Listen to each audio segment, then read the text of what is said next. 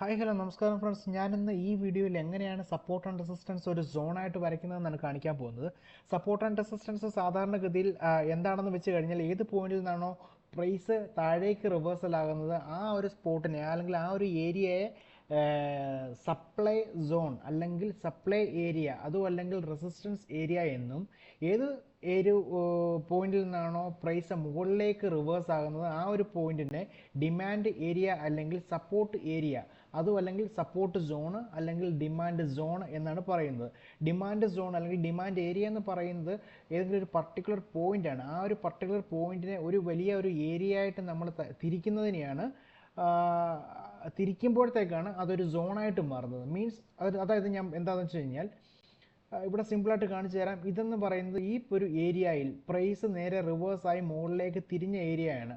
അതിൻ്റെ ഉദാഹരണം ഇവിടെ പ്രൈസ് തിരിഞ്ഞു, ഇവിടെ പ്രൈസ് തിരിഞ്ഞു, ഇവിടെ എല്ലാം സപ്പോർട്ട് എടുത്ത് പ്രൈസ് തിരിഞ്ഞിട്ടുണ്ട്, ഇവിടെ തിരിഞ്ഞു, ഇവിടെ തിരിഞ്ഞു, ഇവിടെ തിരിഞ്ഞു. അതായത് ഈ ഒരു ഏരിയ എന്ന് പറയുന്നത് സപ്പോർട്ട് ഒരു ഏരിയ ആണെങ്കിൽ സപ്പോർട്ട് ഏരിയ ഇവിടെ നിന്നെല്ലാം സപ്പോർട്ട് തിരിഞ്ഞതുകൊണ്ട് ഇതൊരു സപ്പോർട്ട് ഏരിയ ആണ്. അപ്പം ഈ ഒരു സപ്പോർട്ട് ഏരിയയുടെ പ്രത്യേകത എന്ന് വെച്ച് കഴിഞ്ഞാൽ ഈ പർട്ടിക്കുലർ പോയിന്റിൽ വന്ന് മാത്രം പ്രൈസ് തിരിഞ്ഞു എന്ന് പറഞ്ഞു കഴിഞ്ഞാൽ നിങ്ങൾക്കൊരു കാര്യം കാണിച്ചു കഴിഞ്ഞാൽ കൃത്യമായിട്ട് മനസ്സിലാകും. അതായത് ഇത് നോക്കി, ഈ ഒരു പ്രൈസ് ഇവിടെ വന്ന് തിരിയാൻ നേരം ഇവിടെ കൃത്യമായിട്ട് ഇവിടെ അടിച്ച് തിരിഞ്ഞിട്ടുണ്ട്. അതുപോലെ തന്നെ ഇവിടെ കൃത്യമായിട്ട് നമ്മളുടെ ആ ഒരു ലൈനെ തൊട്ടിട്ടില്ല.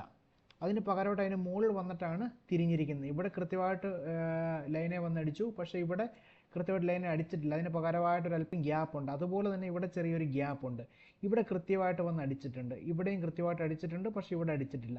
സോ ഇങ്ങനെ വരുന്ന സിറ്റുവേഷനിൽ നമുക്ക് ആ ഒരു ഏരിയ അല്ലെങ്കിൽ എവിടെയാണോ പ്രൈസ് വന്ന് തിരിയുന്നത് ആ ഒരു ഏരിയയെ മൊത്തത്തിൽ നമുക്കൊരു സോണായിട്ട് കൺസിഡർ ചെയ്യുകയാണെങ്കിൽ ആ ഒരു സോണിലേക്ക് പ്രൈസ് വരുമ്പോൾ നമുക്ക് അവിടുന്ന് തിരിയാനുള്ള സാധ്യത അല്ലെങ്കിൽ പ്രൈസ് അവിടെ നിന്ന് ഒരു റിവേഴ്സൽ ആകാനുള്ള സാധ്യതയുണ്ട് എന്ന് നമുക്ക് കൃത്യമായിട്ട് മനസ്സിലാകും. അങ്ങനെ മനസ്സിലാക്കാൻ വേണ്ടിയിട്ടാണ് ഈ ഒരു സോണായിട്ട് വരയ്ക്കുന്നതിൻ്റെ പ്രാധാന്യം അവിടെയാണ് നമുക്ക് വരുന്നത്. അതായത് റെസിസ്റ്റൻസ് അല്ലെങ്കിൽ സപ്പോർട്ട് ഏരിയ എന്ന് പറയുന്ന ആ ഒരു പർട്ടിക്കുലർ പോയിന്റിനെ ഒരു വലിയ ഒരു ഏരിയ ആയിട്ട് അല്ലെങ്കിൽ ആ ഒരു മേഖലയിലേക്ക് പ്രൈസ് വരുമ്പോൾ അവിടെ ഒരു റിവേഴ്സൽ ഉണ്ടാകുമെന്ന് നമുക്ക് ക്ലിയർ ആയിട്ട് മനസ്സിലാകാൻ വേണ്ടിയിട്ടാണ് സപ്പോർട്ട് അല്ലെങ്കിൽ റെസിസ്റ്റൻസ് ഏരിയയെ അല്ലെങ്കിൽ ആ ഒരു പോയിന്റിനെ നമ്മളൊരു സോണായിട്ട് കൺസിഡർ ചെയ്യുന്നത്. അതിന് നമ്മൾ ചെയ്യേണ്ട നേരെ ടൂൾ ബാറിൽ വരിക. ടൂൾ ബാറിൽ വന്നതിന് ശേഷം ഇവിടെ നമുക്ക് താഴേക്ക് വരാൻ നേരത്ത്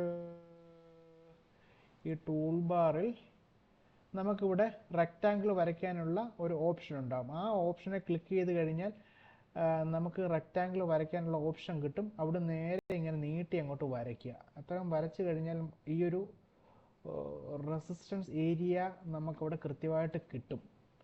അതുപോലെ തന്നെ ഞാൻ ഇവിടെ വെച്ച് വരയ്ക്കുകയാണ് എങ്കിൽ ഞാൻ ഇങ്ങനെ ആയിരിക്കും വരയ്ക്കുന്നത്.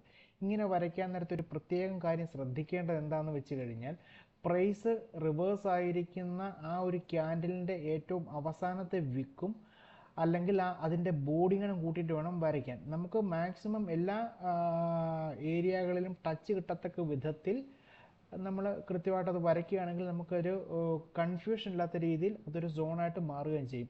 നിങ്ങളിവിടെ നോക്കിയേ, ഇവിടെ വരാൻ നേരത്ത് ഇവിടെ കൃത്യമായിട്ട് ഈ ഒരു സോണിൽ വന്നപ്പോഴത്തേക്കും പ്രൈസ് തിരിഞ്ഞു.